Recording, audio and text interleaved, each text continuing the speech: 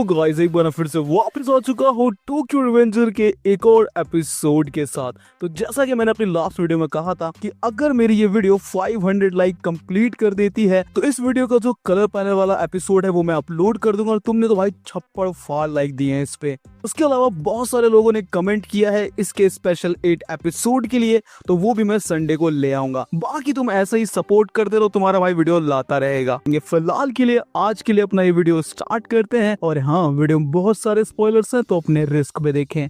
Last episode में हमें पता चला था कि आखिरकार ताकीमिची को अपनी पावर्स कैसे मिली थी और कैसे ताकीमिची, सुनिचिरो, हिना और उसके अलावा अपना किसाकी, कैसे इन सब का फेट आपस में कनेक्ट था। इसके बाद हम सीधा सुनिचिरो को देख पाते हैं और ये दिन था 13 अगस्त 2003 का। सुनिचिरो उसी ओल्ड मैन को ढूंढने के लिए आया था जिससे उसको टाइम लीप की पावर मिली थी, लेकिन इतना ढूंढने के बाद भी वो ओल्ड मैन उसे कहीं नहीं मिलता है। और जब उसे वहां पे कोई नहीं मिलता तो वो अपने गैरेज की तरफ निकल जाता है। जैसे वो अपनी गैरेज की तरफ जाता है वो देखता है कि उसके गैरेज में पहले ही कोई इंटर हो चुका है। जैसे ही वो अंदर जाता है वो देखता है कि कोई उसकी बाइक चुरा के वहां से भाग रहा था और सुनिचिरो से बोलता है, ओए तू यहाँ चोरी करने आया है क्या? तू गलत जगह आ गया है। लेकिन जैसे वो बंदा सुनिचिरो को देखता है, सुनिचिरो उसे पहचान लेता है क्योंकि ये और कोई नहीं बाजी था। इससे पहले कि वो कुछ और कह पाता, बाजी से हम देख पाते हैं पीछे से काजुटोरा उसके ऊपर हमला कर देता है और एक मेटल रॉड से उसके सर पे दे मारता है। बाजी उसे बहुत रोकने की कोशिश करता है लेकिन अब तक देर हो चुकी थी। के बाद सुनिचिरो जमीन पे पड़ा होता है और उसके सर से काफी खून निकल रहा होता है और हमें वही सीन दिखाया जाता है जहाँ पे वो बुड्ढा सुनिचिरो को कर्स कर रहा था। तो सुनिचिरो मन में सोच रहा था क्या ये कर्मा है। और तुम्हें याद ही होगा इस सीन में काजुटोरा तो भाई उसका दिमाग बिल्कुल घूम जाता है। वो यही बोल रहा था, ये मेरी गलती नहीं है, ये सब माइकी की गलती है, ये माइकी ने किया है। जिसके बाद हम वापिस से प्रेजेंट में आ जाते हैं और हम देखते हैं वहाँ पे सभी लोग शॉक थे। जिसके बाद यहाँ पे माइकी कहता है, जब सुनिचिरो तुम्हें अपनी पावर दे के आया था उसके कुछ ही दिनों बाद वो मारा गया था। उसके बाद माइकी और अपनी बात को कंटिन्यू रखता है, बोलता है ये डार्क इम्पल्स ये उसी दिन से आई थी जिस दिन से सुनिचिरो ने उस टाइम लीपर को मार दिया था। ये कर्स उसी दिन से मेरे अंदर बढ़ता जा रहा है। ये कर्स सिर्फ मुझे ही नहीं, जो मेरे साथ और लोग हैं ये उन सबको अफेक्ट करता है। इसी कर्स का असर उस दिन काजुटोरा के ऊपर भी हुआ था और ये एक बर्डन है जो कि मैं काफी टाइम से लेके चल रहा हूँ। के बाद माइकी अपने सीने पे हाथ रख के बोलता है, ये डार्क इम्पल्स मुझे अंदर से खा रही है। जिसपे ताकीमिची माइकी को रिप्लाई करता है, माइकी जनरेशन तोमान का जन्म ही इसलिए हुआ था ताकि हम तुमको बचा सकें और इस चीज में मैं तुम्हारी हेल्प कर सकता हूँ माइकी, क्योंकि मैं फ्यूचर देख सकता हूँ। और ये सुनने के बाद तो वहाँ पे सभी लोग शॉक हो जाते हैं। के बाद ताकीमिची अपना हाथ माइकी की तरफ करता है और बोलता है, आज इस डार्क इम्पल्स को मैं क्रश कर दूंगा। के बाद ताकीमिची पे भरोसा करके माइकी अपने आप को बिल्कुल ही खुला छोड़ देता है और अपने डार्क इम्पल्स को पूरी तरीके से अपने ऊपर हावी होने देता है। जिसके बाद भाई माइकी एकदम बर्जर्क मोड में चला जाता है। माइकी टाइम आ चुका है इस चीज को यही खत्म करने का। जिसके बाद माइकी तुरंत ही भाई साहब भागते हुए ताकीमिची की तरफ जाता है और वो हारी चुकी तलवार उठा के ताकीमिची पे हमला कर देता है। ताकीमिची जैसे तैसे डॉज करता है लेकिन उसके फेस पे कट लग जाता है। तो भाई तुम माइकी की ये डेविल स्माइल देख ही सकते हो। ये सब चीजें देखने के बाद तो भाई वहाँ सभी शौक थे और पाचिन बोलता है कि इस लड़ाई का क्या ही मतलब बनता है। अगर जो ताकीमिची बोल रहा है अगर वो सच है और ये कर्स सच में है तो आखिर हम कर्स को कैसे हरा सकते हैं। जिसके बाद हम ताकीमिची को देख पाते हैं जो एक मुक्का मारने की कोशिश करता है माइकी को, लेकिन माइकी उस मुक्के को डॉज करके ताकीमिची का हाथ ही चीर देता है अपनी कटाना से। ताकीमिची की ऐसी हालत देख के भाई साहब हारीचू भी चिल्लाने लगता है कि ताकीमिची तुम ऐसा क्यों कर रहे हो, इस कर्स को हम नहीं मिटा सकते हैं। कर्स ने कम्प्लीटली माइकी को घेर लिया है और तुम जानते हो ना इस कर्स ने सुनिचिरो को मार दिया। इसकी वजह से बाजी भी मारा गया, ड्रैकन भी मारा गया और एमा भी मारी गई और ये कर्स अब तुमको भी लेके मरेगी। ताकीमिची रुक जाओ, शट अप हारीचू। और ताकीमिची माइकी की तरफ दौड़ लगा देता है। जैसे ही ताकीमिची माइकी के पास पहुंचता है माइकी अपनी स्वॉर्ड ताकीमिची के पेट में घुसा देता है और ये देख के तो भाई चीफ यू भी बिल्कुल शॉक हो जाता है। ताकीमिची भाई पीछे हटने वाला नहीं था, वो और स्वॉर्ड को अंदर कर लेता है और भाई जाके माइकी को गले लगा लेता है। ताकीमिची यहाँ पे माइकी को बोलता है, माइकी मैं हारा नहीं हूँ, इस डार्क इम्पल्स को मैं खत्म करूंगा। और याद रखना माइकी, अगर तुमने और कोई गलती की आगे तो मैं तुम्हें अच्छा सबक सिखाऊंगा क्योंकि तुम मेरे दोस्त हो। ताकीमिची की ये बोलते ही माइकी बोलता है फ्रेंड, और उसके बाद माइकी अपने सेंसेस में आ जाता है। तो माइकी बोलता बोलता है ताकीमिची मेरा हाथ पकड़ो ताकीमिची। ताकीमिची बोलता है you are a trigger Mikey. Takemichi धीरे धीरे अपने सेंसेस से जा रहा था, यानी वो धीरे धीरे मर रहा था, लेकिन वो फिर भी बोल रहा था चाहे मुझे कितनी बार भी टाइम लीप करना पड़े, चाहे कितनी बार भी पास में जाना पड़े, लेकिन मैं तुम्हें बचाऊंगा माइकी। तो माइकी उसे बोलता है ताकीमिची अपने आप को संभालो ताकीमिची, ये तुम्हें क्या हो रहा है ताकीमिची। भाई अब तक ताकीमिची की हालत बहुत बुरी हो चुकी थी और वो अपने घुटनों पे नीचे बैठ जाता है, जिसका हाथ पकड़ के नीचे माइकी ही बैठ जाता है। और इस टाइम तो ताकीमिची लगभग अपनी कॉन्शियसनेस खो चुका था, जिससे माइकी जोर से चिल्लाता है ताकीमिची, और माइकी यहाँ पे रोने लगता है, बोलता है ताकीमिची प्लीज उठ जाओ ताकीमिची, तुम ऐसे नहीं जा सकते, मैं जानता था ताकीमिची ऐसा होगा, इसलिए मैं तुम सबसे दूर चला गया था। तब हम बाकी लोगों को देख पाते और यहाँ पे सभी लोग भाई रो रहे थे, किसी की भी आंखों से आंसू नहीं रुक रहे थे। तभी माइकी चिल्ला के बोलता है ताकीमिची अपनी आंखें खोलो ताकीमिची, और तभी भाई साहब एकदम से टाइम लीप हो जाता है और हम देख पाते हैं कि ट्रिगर एक्टिवेट हो गया है, क्योंकि माइकी ने ताकीमिची का हाथ पकड़ा हुआ था और ताकीमिची अचानक से उठता है एकदम अपने बचपन में के बाद। ताकीमिची को कोई तो आवाज मार के उठा रहा था, जो कि थी उसकी मदर, और जैसे ही ताकीमिची अपनी आंखें खोलता है वो एकदम शॉक हो जाता है, क्योंकि वो पास्ट में फिर से आ चुका था और टाइम हो रहा था 7:05 की। और ताकीमिची भाई साहब भाग के शीशे के पास जाता है और अपने आप को शीशे में देखकर बोलता है ये तो फर्स्ट ग्रेड वाला हूँ मैं, अभी थोड़ी देर पहले तो मैं माइकी के पास मर रहा था, तो अचानक से मैं यहाँ कैसे आ गया। ताकीमिची जिस डेट पे पहुंचा था वो थी 1998, जिसे देख के ताकीमिची भी शॉक हो चुका था। जिसके बाद ताकीमिची फटाफट से अपना बैग पकड़ता और सीधा माइकी के घर भागता है, और जैसे ही वो माइकी के घर जाता है और उसकी बेल बजाने की कोशिश करता है, तभी पीछे से उसे कोई बोलता है ओए तू माइकी के घर के बाहर क्या कर रहा है।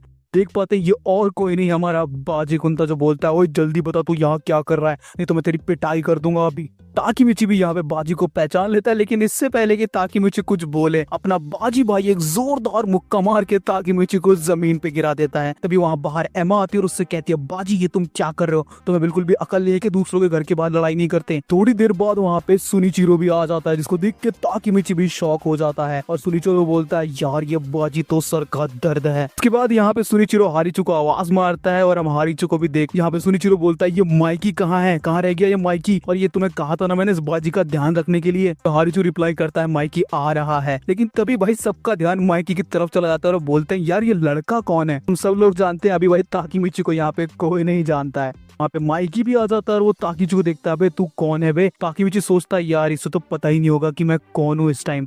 तभी भाई माइकी उसे रिकॉग्नाइज कर लेता है और उसे उसी तरीके से बुलाता है जैसे वो बुलाता है ताकीमिची। ये सुन के अपना ताकीमिची बहुत ज्यादा खुश हो जाता है और वो दोनों ये सोच के खुश थे कि वो दोनों एक दूसरे का नाम जानते हैं, और तभी उनको एकदम से ट्रिगर होता है कि वो टाइम लीप कर चुके हैं और भाई वो बहुत ज्यादा खुश हो जाते हैं। के बाद भाई वो दोनों ही वहां से भागना शुरू कर देते हैं, जिसको देख के भाई यहाँ पे बाजी हारिचू एमा और अपना सुनिचिरो सभी कंफ्यूज थे कि इनको हुआ क्या है। तो माइकी और ताकीमिची बात कर रहे थे और माइकी बोलता है ये कैसे हुआ, जब तुम मेरे सामने मर रहे थे तुम्हारी आंखें लगभग बंद हो चुकी थी, तब मैं उस टाइम सिर्फ यही सोच रहा था कि तुम वापस से उठ जाओ, बस तुम किसी भी तरीके से जाग जाओ। ताकीमिची कहता है इसका क्या मतलब हुआ, मुझे तो कुछ भी समझ नहीं आ रहा, लेकिन जब मैं मर रहा था तो तुम्हारी आंसू की बूंदें मेरे ऊपर गिर रही थी, तब मुझे लगा कि मैं बिल्कुल मर चुका हूँ, लेकिन तभी मैं यहाँ पे उठ गया। क्या सीन शिफ्ट होता है हम देख पाते हैं ताकीमिची और माइकी दोनों ही एक बिल्डिंग की छत पे खड़े थे। तो माइकी ताकीमिची को बोलता है मैं नहीं जानता ताकीमिची ये कैसे हुआ, लेकिन जब मैंने तुम्हारा हाथ पकड़ा तब मुझे कुछ अजीब सा फील हुआ। जिसमें ताकीमिची कहता है कि मैं सिर्फ तुम्हें अपनी पावर देना चाहता था, हो सकता है कि मैंने जब तुम्हें अपनी पावर दी हो तो मैंने तुम्हारे लिए एक ट्रिगर के जैसा काम किया हो। माइकी कहता है अब सब कुछ ठीक है ताकीमिची, तो हमें अब क्या करना चाहिए। जिसपे ताकीमिची कहता है अब ये हमारी बारी है, ये हमारा रिवेंज होगा। इसके बाद फिर से सीन शिफ्ट होता है, हमें वही दिन दिखाया जाता है जिस दिन तोमान को बनाया जा रहा था। इस बार अपना ताकीमिची भी उनके साथ है और तभी ताकीमिची कहता है कि मैं यहाँ पे एक और पर्सन को ऐड करना चाहता हूँ, और हम देखते हैं वो और कोई नहीं किसाकी, और किसाकी अपने आप को इंट्रोड्यूस करता है हे गाइस मेरा नाम है किसाकी टेक्टा। तब माइकी बोलता है कि मैं भी एक पर्सन को जोड़ना चाहता हूँ और वो था अपना हारिचू। फिर से सीन शिफ्ट होता है, हमें दिखाया जाता है माइकी जिसने अपनी गैंग को बहुत ही बड़ा कर लिया है। अब इनकी गैंग एक ऐसे पॉइंट तक पहुंच चुकी थी कि इन्होंने पूरी कंट्री को ही कॉन्कर कर लिया था। माइकी और ताकीमिची दोनों ही साथ में खड़े होकर रो रहे थे और कहते हैं इट्स फाइनली ओवर। फिर से सीन शिफ्ट होता है, हम तोमान की मीटिंग देख पाते हैं जहाँ पे सभी वॉइस कैप्टन और कैप्टन्स अवेलेबल थे। इसके बाद माइकी चिल्ला के बोलता है कि आज से और अभी से तोमान को हम डिसबैन करते हैं, और यहाँ से सभी तोमान के नारे चिल्लाने लगते हैं। के बाद सीधा फिर से सीन शिफ्ट होता है, हम देख पाते हैं 11 साल बाद का सीन। डेट थी ये जुलाई 3, 2017। तो फाइनली हम उस शर्त तक आ चुके हैं जिसका हमें इंतजार था। उसके बाद हमें ताकीमिची दिखाया जाता है जो कि अपनी वेडिंग के लिए रेडी हो रहा था और माइकी उससे कहता है अरे यार अब शायद हो सकता है मैं तुमसे कम मिल पाऊं और हम पहले जैसे मजे ना कर पाए। ये सोच सोच के मुझे बहुत ज्यादा बुरा लग रहा है ताकीमिची। के बाद हमें चीफ्यू दिखाया जाता है जो कि हाँफते हाँफते ताकीमिची की शादी में पहुंचता और कहता है अरे यार मैं तो लेट हो गया। लेकिन तभी कोई चीफ्यू को पीछे से आवाज मारता है। वो बंदा बोलता है चीफ्यू तुम लेट हो, और ये और कोई नहीं ये था अपना ड्रैकन कुन। जिसपे ड्रैकन भाई चीफ्यू से माइकी की शिकायत करता है, बोलता है यार देखो इस माइकी को अपनी सबसे इंपॉर्टेंट रेस हार गया है ये बेवकूफ। तो इसके बाद हमें चीफ्यू के थ्रू पता चलेगा कि अपने तोमान के सभी मेंबर कहाँ पे पहुंच चुके हैं या कौन सा मेंबर अभी क्या कर रहा है। सबसे पहले हमें माइकी के बारे में बताया जाता है और माइकी इस टाइम एक मोटरसाइकिल रेसर है और ड्रैकन उसी की हेल्प करता है, यानी कि सारा मैकेनिक का काम ड्रैकन ही संभालता है। के बाद हमें किसाकी और कोकोनोए दिखाए जाते हैं जो कि दोनों ही भाई TSNKO के भाई साहब प्रेसिडेंट और वाइस प्रेसिडेंट थे और ये भाई अभी बहुत अमीर हो चुके हैं जो कि भाई सबकी लीग से बाहर जा चुके हैं, यानी कि अंधा पैसा छाप चुके हैं। यो माइकी को ही बोल रहे थे कि यार इसने हमारे सारे पैसे डुबा दिए और माइकी भाई साइड में हंस रहा होता है। के बाद हमें इजाना दिखाया जाता है जो कि अभी टेंजिको ग्रुप का मालिक है और वो भाई पूरे वर्ल्ड में ट्रैवल करता है और सभी जगहों पे घूमता है, जिसमें मोची, काकुचो और अदर मेंबर्स यहाँ पे इजाना की हेल्प करते हैं और वो यहाँ पे गरीब लोगों के लिए एक संस्था चला रहे हैं मिलके, जिसमें इजाना ट्रैवल करता है और यहाँ बाकी सब लोग उसकी हेल्प करते हैं। जिसके बाद हमें हितानी ब्रदर्स दिखाए जाते हैं और ये दोनों ही भाई मिलके एक क्लब चला रहे थे। के बाद हमें सेंजू और हारिचू दिखाया जाता है, यानी कि आकाश से सिबलिंग्स जो कि भाई साहब अभी फेमस यूट्यूबर हो चुके हैं और ताकीयोमी भाई अभी उन दोनों के साथ ही और उन दोनों का प्रोड्यूसर है जो उनके ऊपर पैसे लगाता है। बात करें अपने सुनिचिरो की तो वो अपनी वही मोटर वाली शॉप यानी एसएस मोटर को चलाता है। जैसे कि पहले ड्रैकन की हेल्प करता था इनोपी, वैसे ही अभी सुनिचिरो की हेल्प कर रहा है उसके एसएस मोटर में। पाकाई और बैंकाई ये दोनों ही मिलके एक जिम चलाते हैं जिसका नाम है गोजो जिम। के बाद हमें साउथ दिखाया जाता है जो कि भाई एक international mixed martial art heavyweight champion है और बंदा बहुत ही नाम कमा रहा है और वो आते ही बोलता है माइकी से माइकी आजा एक एक डुअल करते हैं। और ये बंदा जब भी जापान आता है तो एक बार गोजो जिम तो जरूर विजिट करता है बाकी लोगों से टक्कर लेने के लिए। अगर हम बात करें ताइजू की तो ताइजू यहाँ पे काफी सारे रेस्टोरेंट्स को ओन करता है और अगर हम बात करें हकाई की तो वो एक टॉप मॉडल बन चुका है और उसकी बहन उसी के साथ काम करती है, यानी उसकी चीजों को मैनेज करती है। ना मिसुआ यहाँ पे टॉप का फैशन डिजाइनर बन चुका है। बात करें पाचिन और पेयान की तो इन दोनों का ही खुद का एक रियल एस्टेट का बिजनेस है और उसके अलावा अगर अपने एंग्री और स्माइली की बात करें तो ये वही कर रहे हैं, यानी कि अपनी रामेन शॉप को चला रहे हैं दोनों साथ में। नाकुन फाइनली वो बन चुका है जो बनना चाहता था, यानी कि एक टॉप का हेयर स्टाइलिश। ताकुया यहाँ पे फार्मिस्ट बन चुका है। बात करें यामागिशी की तो वो भी गवर्नर के लिए काम कर रहा है और अपना जो माकाटो है वो अपना फैमिली बिजनेस यानी कि अपना टेम्पल रन कर रहा है। और अगर हम बात करें हानमा की तो वही पूरे वर्ल्ड में ट्रैवल करता है और एक फ्रीलांसर फोटोग्राफर है। हिना की बात करें तो वो अभी हाउसवाइफ है। और अगर नाओतो की बात करें तो इस फ्यूचर में वो बंदा बन चुका है एक जर्नलिस्ट। जिसके बाद हमें चीफू दिखाया जाता है जो कि एक पेट शॉप का मालिक है और तभी वहाँ पे पीछे से भाई साहब आते हैं काजुटोरा और बाजी जो कि बोलते हैं बॉस आप बहुत लेट हो चुके हो यहाँ आने में, क्या हुआ कोई दिक्कत तो नहीं हुई रास्ते में। जिसमें चीफ उनको देख के बोलता है अबे सालो तुम गधो, सारा का सारा काम छोड़ के आगे मुझे करके आना पड़ा जिसकी वजह से मैं यहाँ आने में लेट हो गया। फिर से सी शिफ्ट होता हम देख पाते हैं ताकीमिची और हिनाता को जिनकी फाइनली यहाँ पे मैरिज होने वाली थी। और भाई अगर हम बात करें इस टाइम की तो ये सभी के लिए बहुत ज्यादा खुशी का था और वहाँ पे सभी लोग बहुत ज्यादा खुश थे इस मोमेंट को देख के। उसके बाद फादर वहाँ पे बोलते हैं ताकीमिची क्या हिनाता को तुम अपनी वाइफ के रूप में एक्सेप्ट करते हो। ताकीमिची बोलता है आई डू। और ये देख के भाई साहब अपना चीफ यू बहुत ज्यादा भावुक हो जाता है और उसे वही सारे सीन याद आने लगते हैं ताकीमिची के नेवर गिव अप के,